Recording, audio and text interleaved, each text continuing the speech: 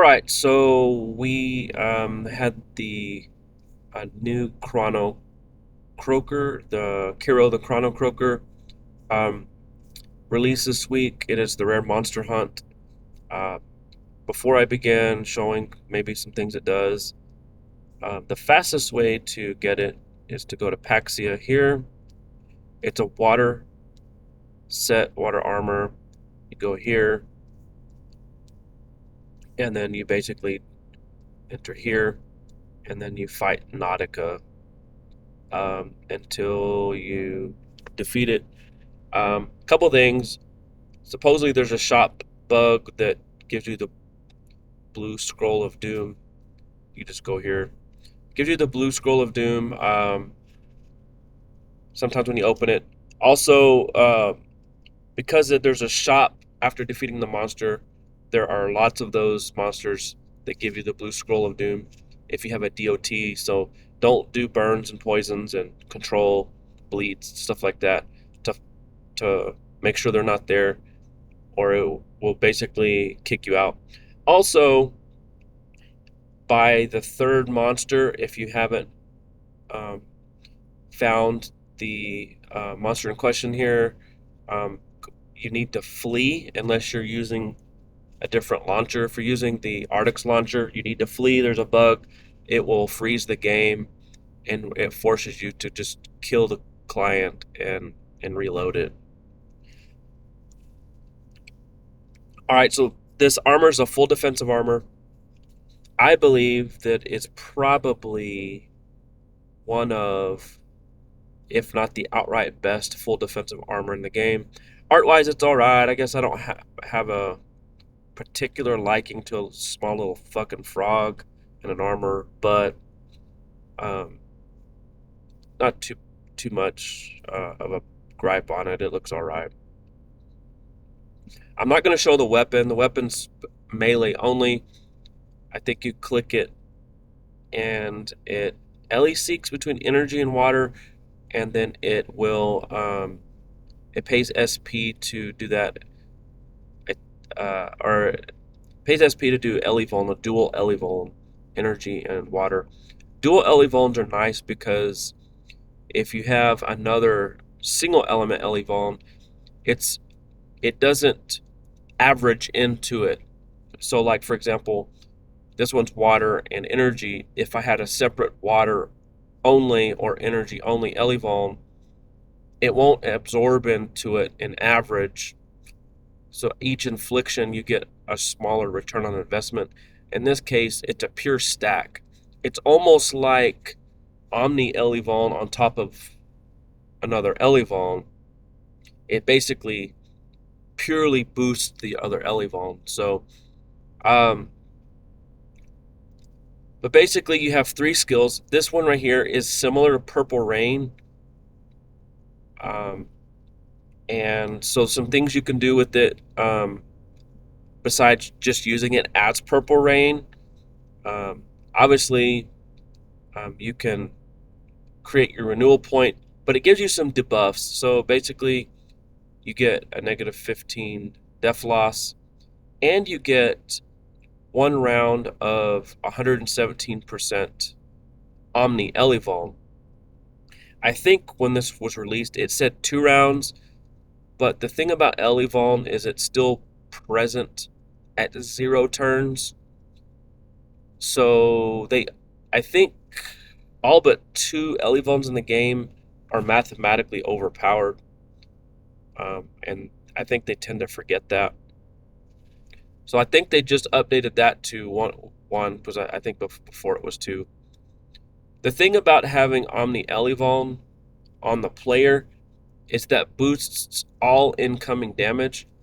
That includes healing. So when you cast a heal spell, that actually um, is a hit to yourself, and it hits your heal element. So basically, right now, that quick cast gives me a multiplicative 117.86% boost to my healing, and that's to all resources. So I'll just do a quick and basic attack here. I got the pet and get celerity. So basically that phase heal is boosted by that 117.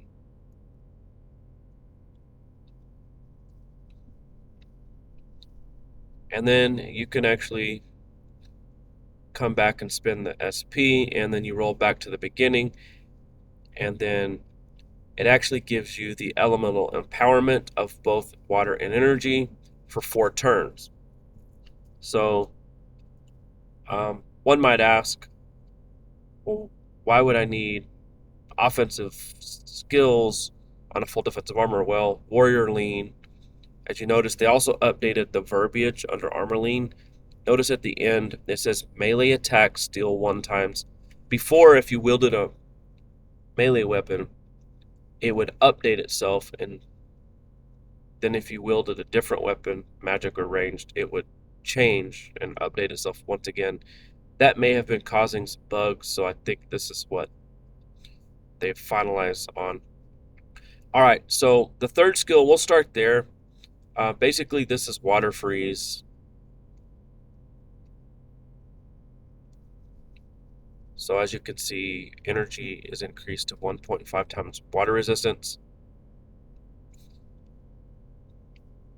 The neat thing about freeze effects is from the player is it's an immediate. So if your pet and guest, for example, if I had some energy pet and guests, they're actually going to get 2 turns to really damage the monster. And you can just do this and do this and do this. I think it has a -20 to save.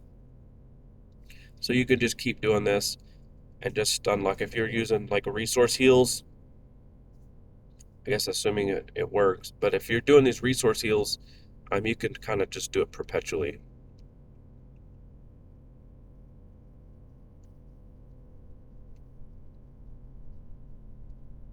Now, uh, I'm going to move on to the middle skill, and it does dual Elevon, but it costs 448 hit points. It's overcharged. In fact, I think both of these are overcharged.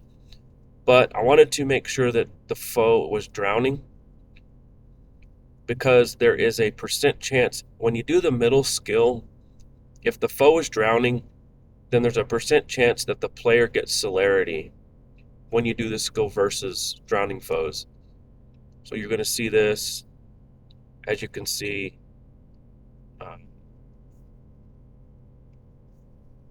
Get to go again.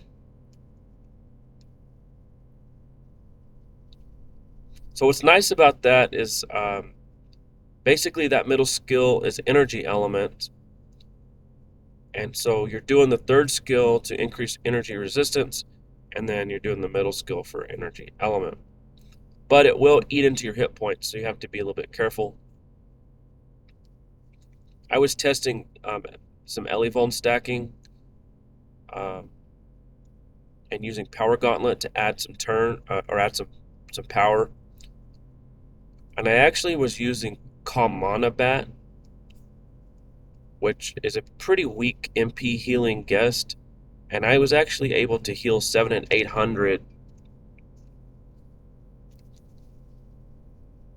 So like as you can see, after a couple tries, 276 Elevon.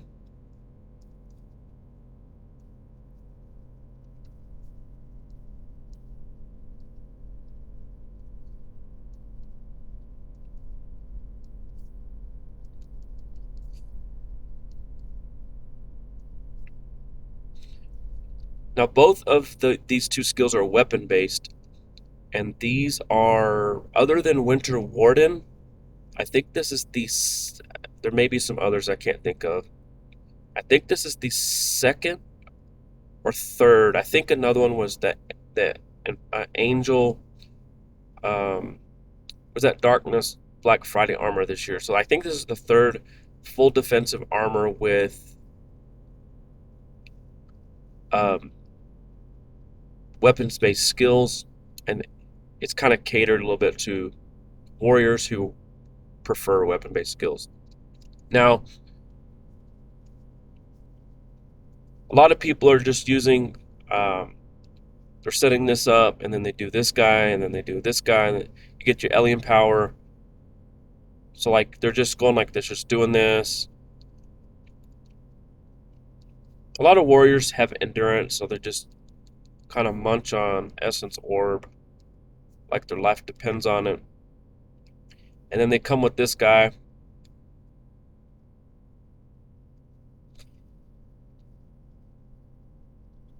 And hopefully I can get it to inflict here in a second. But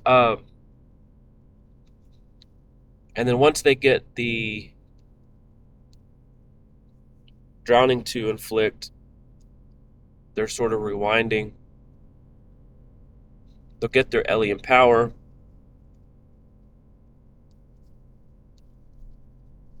And then they're just using this guy here. So you basically have your alien power, and then you're going to be inflicting. You have basically up to 200 energy resistance, alien power to energy, and then this is going to attack with energy, doing some pretty decent damage for, um, a weapon-based attack. So it's a pretty good little armor. A lot of people are saying they would even use it over full offensive water armors, which are not plentiful, obviously. They haven't really released anything great since Kindred, and that's kind of old and boring at this point. Now, I wanted to show one other thing before I moved on. I've been using Havarti Blade, which has a 20 proc special, and I will tell you that these two weapon-based skills, one of the reasons why you can players stopped using weapons with the weapon special is because the weapon special will fire when you use a weapon-based skill, and then you kind of, it basically interrupts it, right? So here I have a 100 proc wand. It's love wand, right? 100 proc. This is the first armor where even 100 procs will never fire when using these skills. So I'm using a wand, and I still did the weapon-based skill. I don't know if this is a bug or if they've figured out how to get it to bypass it, but what that means is rangers who like to use bows, so you're using this full defensive armor and you're using your bow, well, guess what? Those full defensive rangers that use bows can use these weapon-based skills too without their bows interrupting. So it's extremely good. It's really nice for Havarti Blade because Havarti Blade's special or non-special both fires the 50% rate player celerity, but I can just use this and get charisma stats on my weapon-based skill here, and the special will never fire. So that's how I use it. I just get Havarti Blade, get my skill, and then as you can see, the weapon-based effect fired, and then I'm still able to get it to land and do its thing. So that's a neat feature. That's kind of a first. I don't know if we're going to continue to see that, if they figured out a way to bug it to not fire the special and they plan on fixing it. I have no idea, but I just wanted to showcase that small fact. Again, there's no other armors that does that. But that's the armor in a nutshell. Again, I'm not going to show the weapon as it's melee, but I will show the shield. Now, the shield has a compressed skill / spell. It is the first shield that when you wield if you wield a melee or ranged weapon, it will cost SP. It's overcharged. If you wield a magic weapon, it will cost MP. and it's basically the same thing as this, but I think pretty sure this one has a -20 to save, and so it will actually cause you to win the roll a little bit more often. So for the mages that want to use this set, um, utilizing the shield is actually a lot of people may say don't use the shield because you have it in the skill, but for a mage, this is costing SP, and then this is over here is costing MP. And it's a lot of MP, but particularly for a beast mage, if you're using your spell slots for guest summons, um, we're starting to see more and more weapons with compressed spells, and more. Now we have a shield with the compressed spell. So in time, you can actually cover, if you want to cover your elements without utilizing your actual spell slot. Um, it may be a very good way to go because you're able to um, keep that spell slot open. So I think the shield design is very good, even though I think a lot of people may pass on it using it because the drowning effect is in the armor. But I think the actual mage has a valid um, case usage to just do it. But that's it for the armor and the shield. Again, I didn't want to show the weapon because it's melee and it's just Ellie seeking uh, dual element. I think it's 116% if I'm not mistaken. But um, they did change the Ellie seek to not work with the skills. Um, Originally, I think people said that it worked with the skills. So there's been some bug fixes or some tweaks to it, but all in all, you could make the argument it might be the best full defensive armor, especially for warriors, because the effects it has is more offensive oriented. And I've long said that good item design could create like a full defensive armor that is very good offensively, or a full offensive armor that's also very good defensively, and stuff like that. So um, that's it for the Kero Chronocroaker armor and shield.